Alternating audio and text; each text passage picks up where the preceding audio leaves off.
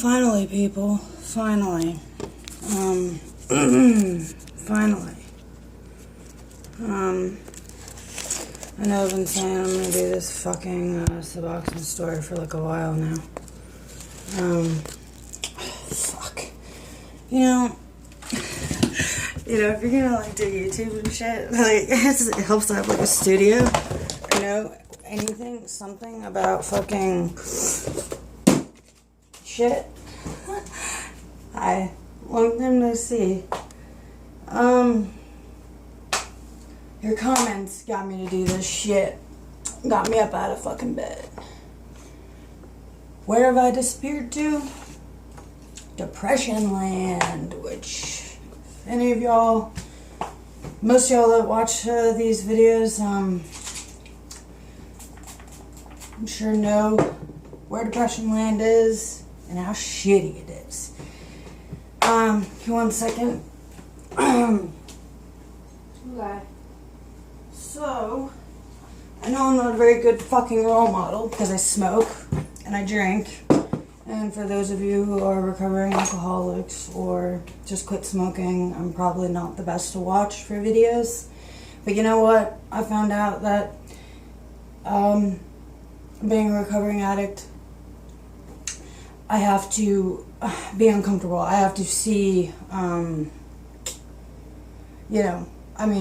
my brother-in-law, for instance, he's still struggling with drugs. So when I've gone to visit him, me and Justin, he's had meth. He's had heroin actually recently, which I haven't wanted heroin in a long time. Thank God. Let me get one more thing. Sorry guys, I'm professional as fuck, but I do have my props. This is my Suboxone story. So I'm not going to bore you. I'm going to do a rehab story, which is the precursor, of course, to the Suboxone story, because or else this video is going to be way too fucking long. Sorry I'm smoking. Sorry I'm drinking. I didn't even know I had this in the fridge. I was like, woo.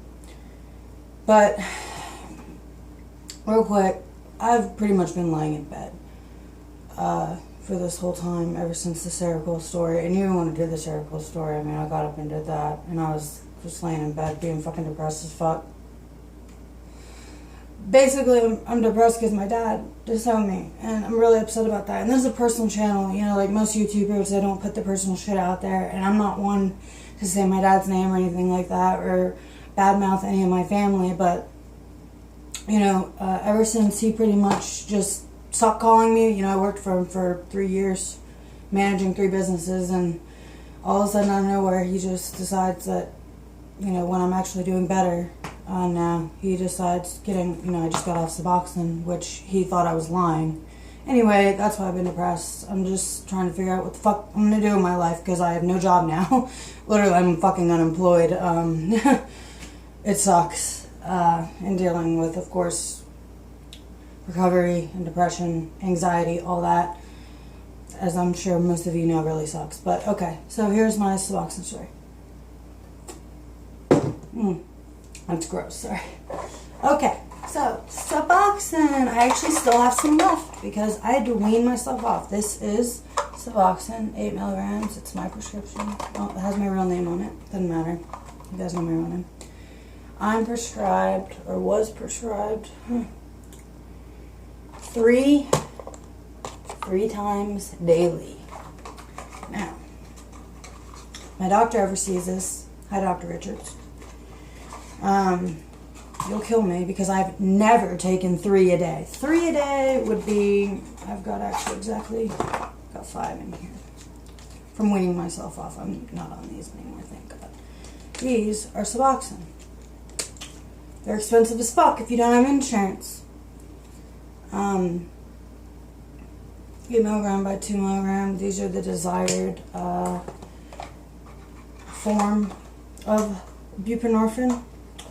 Now, buprenorphine and naloxone. Buprenorphine floods your opiate receptors. I'm going to describe to you what it does, just in case some of you are on it and don't know what the fuck it's even doing in your brain. This is an ad for Suboxone, not. Fuck you, Reckitt Benckiser. God, I've given Reckitt Benckiser so much money in my life. Oh, it's ridiculous. Anyway, buprenorphine floods your opiate receptors and makes your body think that you're getting pretty much like morphine. It makes you think that you're getting the heroin that you were on for however long you were on it. Now, the reason why I'm prescribed 3 a day, or the reason why most of the time they start you off on 3 a day, is because they're 8 milligrams a piece, so that's 24 milligrams. 24 milligrams is the amount, and it floods your opiate receptors. 98% it like fucking floods them. Now, I've never taken 3 a day. Now, okay, so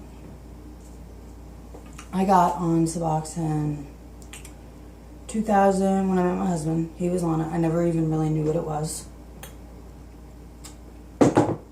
This was the year that I overdosed. I'd been clean for 6 months. This is not an ad. I'm not gonna fucking leave that there.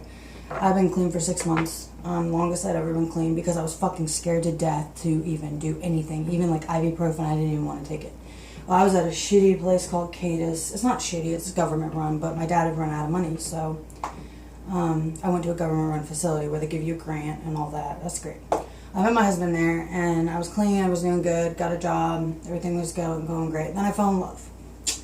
And we were banned from seeing each other. That's a whole nother story. I'll do that story another time after the rehab story. How me and Justin met, because it's a funny story. It's a cute story.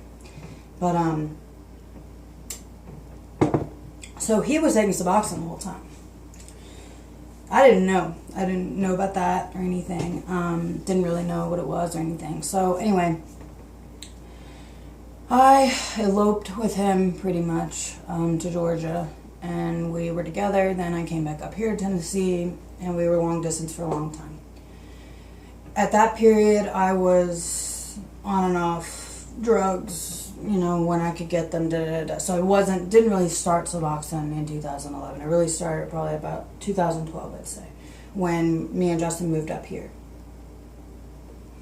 And now, Tennessee, the clinics, Suboxone clinics, they fucking suck. You can't smoke pot. They don't want to prescribe you like Klonopins. I'm also prescribed Klonopin 60 milligrams. I still get that prescription. I don't take it as prescribed. Sorry, I don't, because your body gets a tolerance. You know, like I'm prescribed to 1 milligram per day. I'm 60 1 milligram Klonopins per month, the little green ones. I have a tolerance. Like, I could take 5 of them, and that's about what I take when I only take them when I get really anxious, like when I'm having a really bad day. Well, of course, I run out way too soon. But anyway, I wouldn't call that abuse. I would call that me taking what I feel is necessary. But anyway, that's besides the point. So I got introduced to his doctor, Dr. Richards, that he was seeing before he met me, and she's an awesome doctor. She's the best doctor, and not just because she's saved my life pretty much, but because she would explain to you, like, that's how I know what Suboxone does, and like she would explain to you what happens. I mean, she'd prescribe me antibiotics, you know, so I wouldn't have to go to like a real doctor, because she's like, yeah, it's a fucking pain in the ass. I have to fucking go to like 1,000 doctors when I can just prescribe it, because she has her DEA shit, her control number, and she's like a doctor. She's not like a stupid fucking clinic doctor like they have up here. They can only prescribe like 2 Suboxone a day up here, legally. I go to Georgia. I went to Georgia for 6 years. Well, 5 actually. About 5 years. Every month I went to Georgia, just so I could go see her, because the clinics up here are bullshit. I tried to go here, and I tested for pot, and they were like, well, if you keep testing for pot, we're not going to be able to give it to you anymore. And I was like, well, this fucking sucks. So I went back to Dr. Richards. So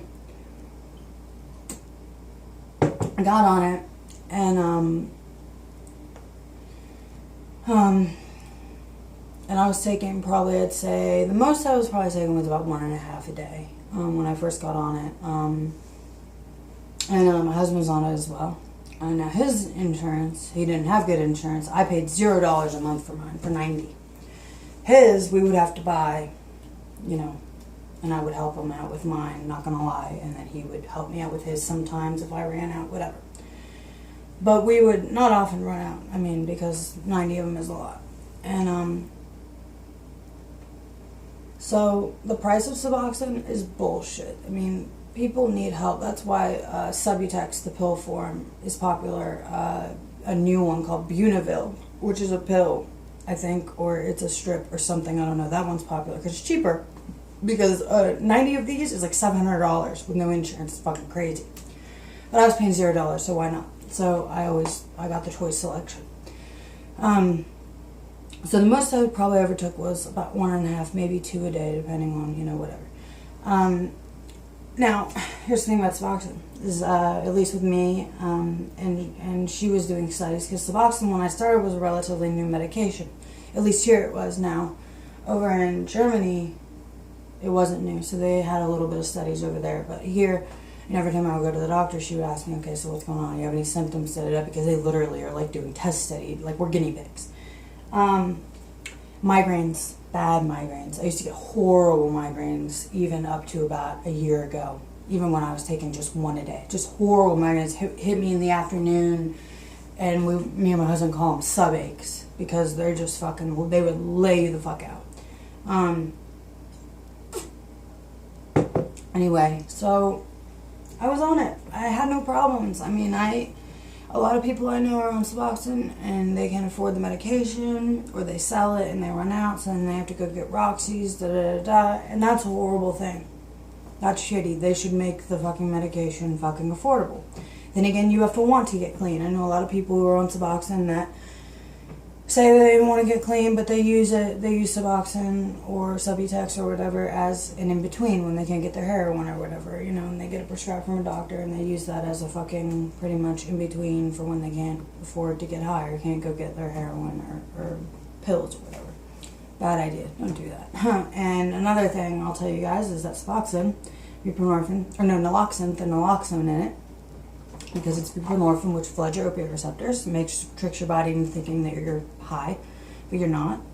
And naloxone, that's why some people like Subutex, is naloxone is actually the thing that they think makes you nauseous, gives you that migraine, but it blocks you from getting high off of any morphine-based pills. So you can take all the fucking heroin you want, shoot all the heroin up you want. I once did 10 Roxy's. Like, I was like, well, I'm going to see if I can get high. Like, how many Roxy's I can do it takes to get high.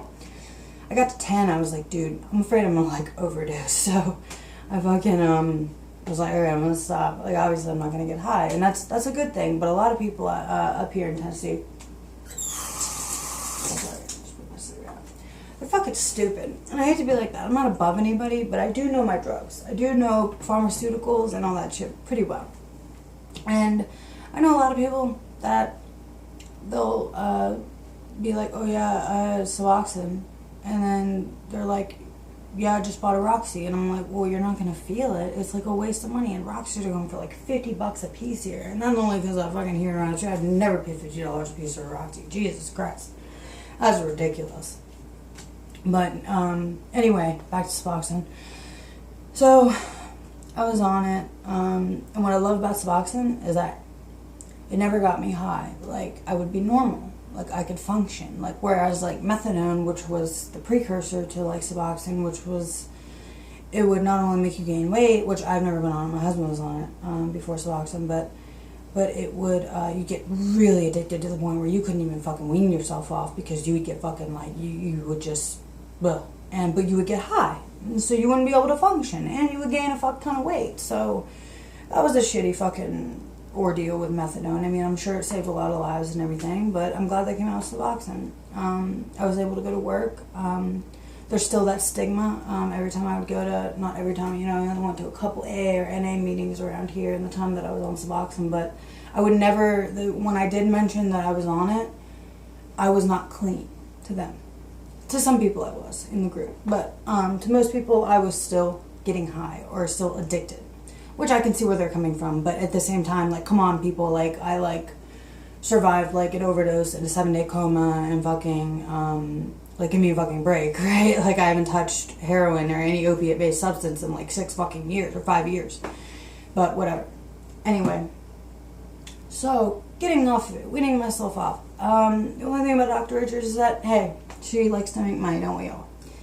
And every time I would ask her, you know, I think I'm ready to wean off, you know, she would say, well, you're not ready yet, you know, because I would tell her that some bullshit was going on in my life. She's like, you're not ready, I don't think you're ready yet. So I decided about 6 months ago, to wean myself off of it. And I was like, look, if I can get off heroin, then I can sure as fuck get off Suboxone. Which is why I saw a couple people in the comments on my Seroquel story say, quit smoking, da-da-da. Look, that's the next thing on the list, okay? Like, sorry that I'm drinking, whatever. It's like fucking, 3 o'clock in the afternoon, 4 o'clock or something? It's not like it's morning. Which doesn't justify it. I'm still... Anyway, I'm going way off topic. This is a shitty storytelling today, guys. Sorry. Anyway, so about 6 months ago, I decided to wean myself off of it. I mean, I just got off of it last month. I'm freshly off the Suboxone wagon. I mean, I literally still have a couple of these, and I'm not going to open them. I'm just going to, I don't know, let them sit there. Fuck it. Whatever. Maybe give them to somebody who needs them one day. I don't know. I know that's illegal, but okay, so no, I'm not going to do that, DEA. I don't want to get in trouble.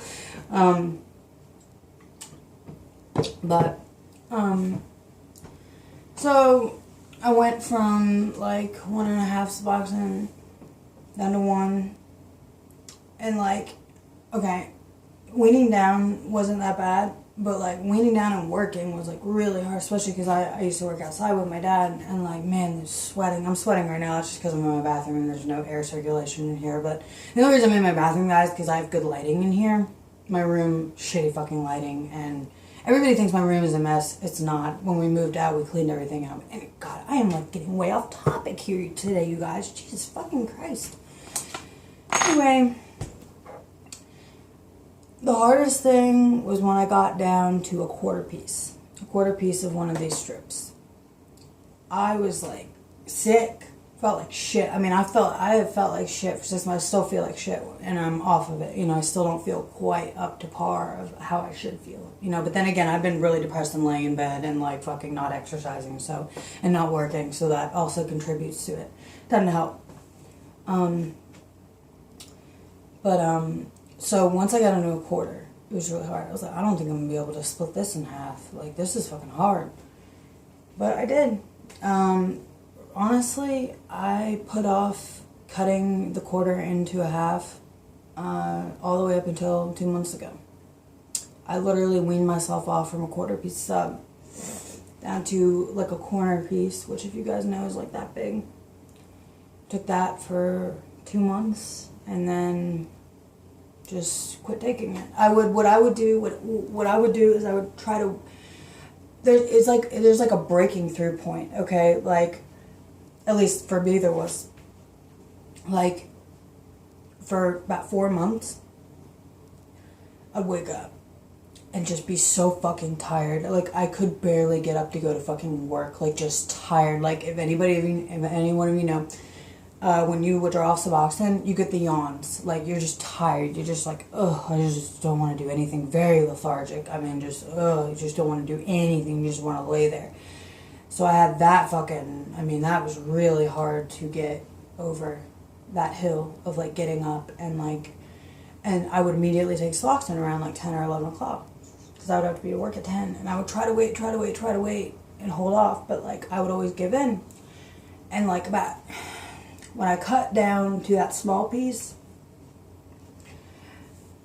I was I couldn't even move. Sorry, I look adjusted. I couldn't even fucking get out of bed. It was really hard. I'd have that stuff. But about 2 weeks of that, and I broke through to a point where I could wake up when the sun came through the window and I wasn't tired. I could get up, go to the bathroom, and I was actually my eyes were open. I wasn't oh. Anyway, so I moved down to a small, tiny corner. And then, my doctor always said, well, you're not ready yet. You got a lot going on in your life. You're really stressed out. I don't want you to relapse. I haven't even thought. The wondrous thing about Suboxone is I didn't even think about using heroin, pills. I mean, at one point, I remember this vividly when I first got on Suboxone, about 6 months after. I had a friend of mine who I used to use with, and he was an older guy. He was 50 years old. And he was prescribed Roxy's at the time. He's clean and sober now. Good job, Mark. Good job, Mark Rogel. But anyway, he dumped out a whole bottle of Roxy's, 150 of them. And I remember I had no desire whatsoever to even be like, hey, can I have one? Because not only did I have no desire, but I knew I wasn't going to get high off of it. So it's like very psychosomatic, like, like that, it's in your head, like, oh, well, I'm just going to waste that, so what the fuck is the point? So Suboxone saved my life. It saved my fucking life. I mean, I know, my doctor, if she wanted it her way, she would have me on it my whole life, but I was strong enough to wean myself off of it. If you're strong enough to get off heroin and not use it for 5-6 years, at least, because I was a really bad addict, to the point where I overdosed and died. I was in a coma. And then I know myself that I'm strong enough to quit anything. Cigarettes, alcohol, Suboxone, heroin, Klonopin. Not that I'm addicted to any of that. I have a little bit of an issue with alcohol. That's just because I live in fucking Tennessee and everybody drinks. That's not a good excuse, but it'll come. It'll come. I'm 28 years old, guys. Like, ugh. But that's my Suboxone story. I'm more or less, I have no desire to do heroin. I mean, sometimes when I'm really depressed and upset, I'm like, damn. I'm like, my life is so shitty, I might as well just say fuck it and go get high on the street. I might as well just go get some fucking dope or go get a couple of Roxys now that I'm off Suboxone. I'd feel it. But then I'm like, I'm actually scared because of my overdose. And a lot of people don't have that. A lot of people didn't go through what I went through. So it's a lot easier for them to relapse. But you know what? It's not worth it. It's not worth it. Considering that, when I did overdose and die, and all I saw was blackness. Now I don't know if that's all there is, or if I'm a bad person and I was damned to like some black eternal abyss or whatever. I don't know.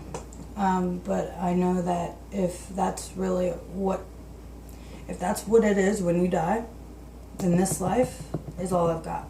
At least for me, it's all I've got. So I'm definitely in a transitional period where I don't know what I'm doing.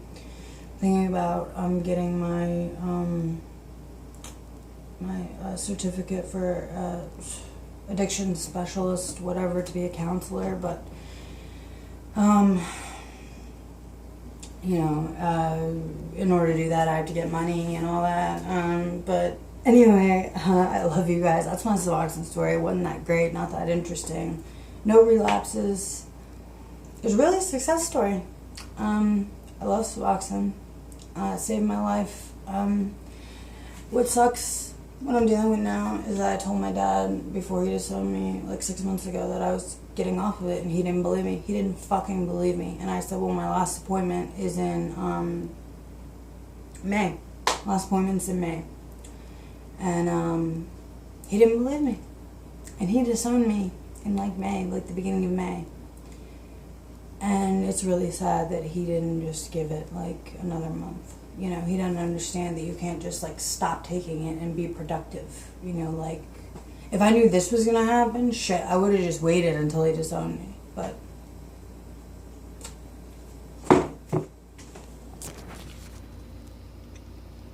anyway, wow, this is a 23-minute video. Sorry, my flash just went off. Anyway, I love you guys. If you want to donate to my PayPal, the link is in the description below. It's www.paypal.me/Mia123. I could really use it right now. I'm like in dire straits here.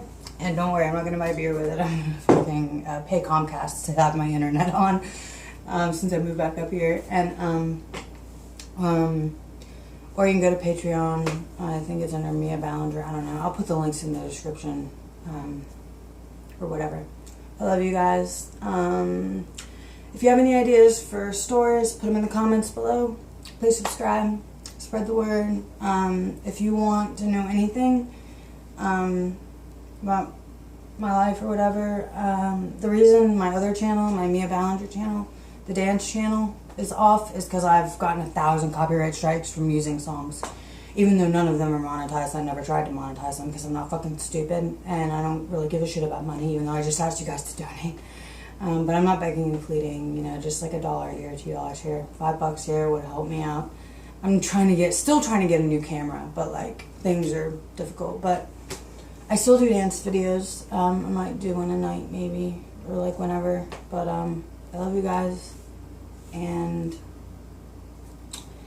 I hope you enjoyed my story, even though it was like real sparsely and really wasn't that interesting. But again, if you have any ideas for stories, I've done every drug on the planet, literally, except peyote.